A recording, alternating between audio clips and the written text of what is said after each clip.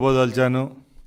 ముఖ్యంగా గత 10 రోజుల నుంచి రాష్ట్ర ప్రజలు ఎక్కడ చూసినా ఒకటే చర్చ జరుగుతూ ఉంది.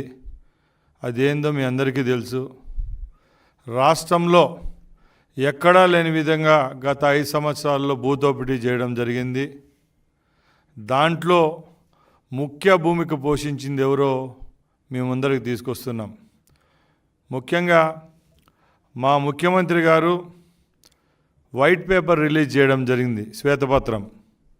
రాష్ట్రంలో సుమారుగా 1,74,000 ఎకరాల భూములు వైసీపీ నాయకులైతేనేం వాళ్ళకు సంబంధించిన కుటుంబ సభ్యులు గత 5 సంవత్సరాల్లో కాజేయడం జరిగింది. దానిలలో మఠాల భూములు ఉన్నాయి, గవర్నమెంట్ భూములు ఉన్నాయి, ప్రజలకు సంబంధించిన భూములు ఉన్నాయి, అలాగే గవర్నమెంటు ప్రభుత్వ ఇన్స్టిట్యూషన్స్కి సంబంధించిన భూములు కూడా కాజేయడం జరిగింది. ముఖ్యంగా ఈ రాష్ట్రంలో చర్చ ఏందనేది మీ దృష్టికి తీసుకొని వస్తున్నా. గత 10 రోజుల ముందు అన్నమయ్య జిల్లా మదనపల్లి కలెక్టర్ కార్యాలయంలో రాత్రి జరిగిన సంఘటన ఎంతో ఆసక్తికరంగా మీడియాలోనైతేనే పేపర్లలో అయితేనే అందరికీ కంటనబడతా వస్తూ ఉంది. దీని విషయానికి వస్తే గత 5 సంవత్సరాల వైసీపీ ప్రభుత్వంలో ఎవరైతే ఈ రాష్ట్రాన్ని దోచుకున్నారో నెంబర్ 2గా కొనియాడే పెద్దిరెడ్డి కుటుంబ సభ్యుల యొక్క గాథ ఇది. ఎందుకంటే ఆ కుటుంబ సభ్యులు సుమారు 10 నియోజకవర్గాలకు సంబంధించిన భూములను దోచుకోవడం జరుగుతూ వస్తూ ఉంది. దానిలలో ముఖ్యంగా మదనపల్లి ఆర్డీఓ కేంద్రం ఎక్కడైతే ఉందో ఆ ప్రాంతంలో ఉన్న సుమారు 14 మండలాలకు సంబంధించిన భూ ఆక్రమణలు బయటపడతాయనే భయంతో వాళ్ళు రాత్రి 11:30 అక్కడ ఫైళ్ళన్నీ దగ్ధం చేయడం జరిగింది. దీనికి రాష్ట్ర ప్రభుత్వం తీసుకున్న చర్య ఏదో మీ అందరికీ తెలుసు. ఎక్కడా చరిత్రలో లేని విధంగా మా ముఖ్యమంత్రి గారు రాష్ట్ర డీజీపీ గారికి హెలికాప్టర్ ఏర్పాటు చేసి ఆ ప్రాంతానికి వెళ్ళమని చెప్పడం కూడా జరిగింది. అదంతా టీవీల్లో మీరు కూడా చూశారు. ఆ రోజు జరిగిన ఇన్సిడెంట్ గురించి మీకు కొన్ని మీ దృష్టికి తీసుకోబోదలిచాం. ముఖ్యంగా మదనపల్లి, తమ్మలపల్లి, అలాగే పీలేరు నియోజకవర్గంలోని కొన్ని మండలాలకు సంబంధించిన ఫైళ్ళన్నీ ఆ సబ్ కలెక్టర్ కార్యాలయంలో ఉన్నాయి. గత 5 సంవత్సరాల నుంచి అక్కడ సుమారుగా 14,000 ఎకరాలకు సంబంధించి 22A అనే అనుబడే ఏవైతే దస్తావేజులు ఉంటాయో అవన్నీ దగ్ధం చేయడం జరిగింది. ఎందుకంటే చరిత్రలో ఎక్కడా చేయని విధంగా అక్కడ గవర్నమెంట్ భూములను ప్రైవేటు వారికి కట్టబట్టి ఎన్ఓసీలు ఇవ్వడం జరిగింది. ఎప్పుడైతే తెలుగుదేశం పార్టీ అధికారంలోకి రావడం జరిగిందో ఆ రోజు నుంచి ఈ పెద్దిరెడ్డి కుటుంబ సభ్యులకు గుండెల్లో రైలు పెరుగుతడం స్టార్ట్ అయింది. దానికి భయపడే ఈ సంఘటన అక్కడ చోటు చేసుకుంది. ముఖ్యంగా ఈ 10 రోజుల నుంచి మనకు ఒకటే వింటున్నాం, మదనపల్లి సబ్ కలెక్టర్ కార్యాలయం తప్పక మీడియాలో ఏరే వార్త రావడంలే.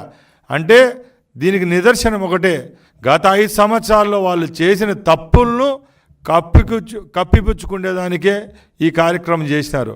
ఎందుకంటే ఈరోజు దాంట్లో నిందితులుగా ఎవరైతే పేర్కొంటున్నారో ఇక్కడ అధికారులు అయితేనే మీడియాలో మనం చూస్తున్నామో వాళ్ళ యొక్క పూర్వపరాలు ఒకసారి పరిశీలిద్దాం.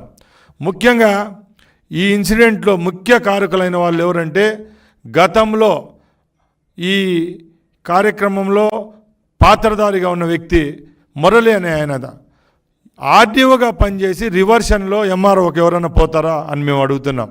ఆ వ్యక్తి, అలాగే మాధవరెడ్డి అని పెద్దిరెడ్డి రామచంద్రారెడ్డి మిథున్ రెడ్డికి నమ్మిన బంటు అనుచరుడు. ఆయన ఎక్కడైతే ఈ ఫైల్స్ దగ్ధమయ్యాయో అదే కార్యాలయం చుట్టూ 10 రోజుల ముందు నుంచి అక్కడ రెక్కి నిర్వహించడం జరుగుతూ వచ్చింది. మరొక వ్యక్తి తుకారాం, ఆయన పెద్దిరెడ్డి రామచంద్రారెడ్డికి ఎన్నో సంవత్సరాలుగా పిఏగా పనిచేసిన వ్యక్తి. ఇలా చెప్పుకుంటూ పోతే ఎవరైతే సూత్రధారులు పాత్రధారులు ఈ కార్యక్రమంలో ఉన్నారో వాళ్ళంతా పెద్దిరెడ్డి కుటుంబానికి చెందిన వాళ్ళని ఈరోజు బట్టబయలైంది అందరి ముందర. అందుకే ప్రజలు ఒకటి గమనించాల, ఎందుకంటే ఈ పెద్దిరెడ్డి పాపాలు అన్ని కావు. ఏ రోజైతే జగన్మోహన్ రెడ్డి ముఖ్యమంత్రిగా ఆయన ప్రమాణ స్వీకారం చేశాడో ఆ రోజు నుంచి ఈ రాష్ట్రంలో ఉన్న భూములైతేనేం, ఖనిజాలైతేనేం, ఇసుక అయితేనేం, వనరులు ఏమైతే ప్రకృతి పరంగా వచ్చినట్టు అనుకోండి, ప్రజలకు సంబంధించినవి అనుకోండి, ఇవన్నిటినీ దోచుకోవడం తప్పక రెండో కార్యక్రమం ఎక్కడ చేయడం జరగల.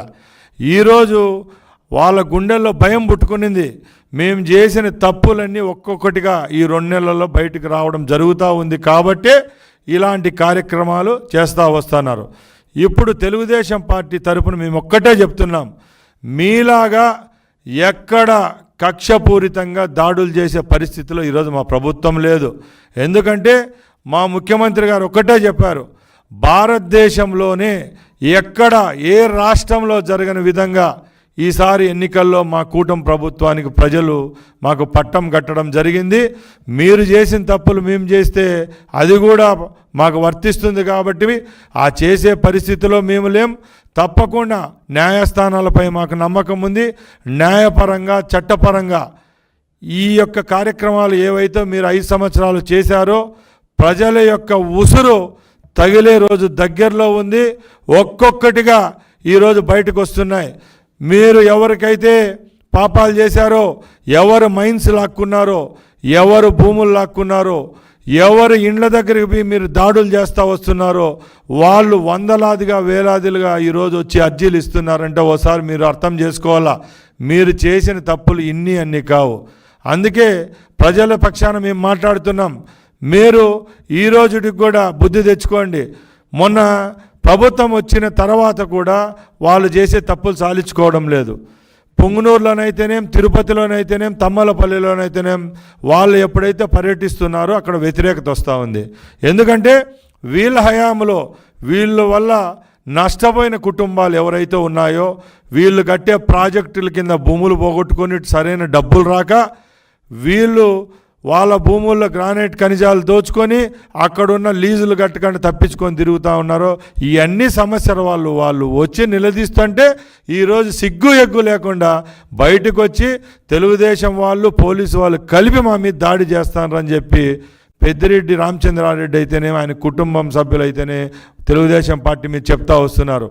మేము ప్రజల పక్షాన ఉన్నాం, మేము ప్రజల కోసం పనిచేస్తున్నాం, మేమెవరిని ఉసిగొలిపి మీ మీదకి పంపించడం లేదు.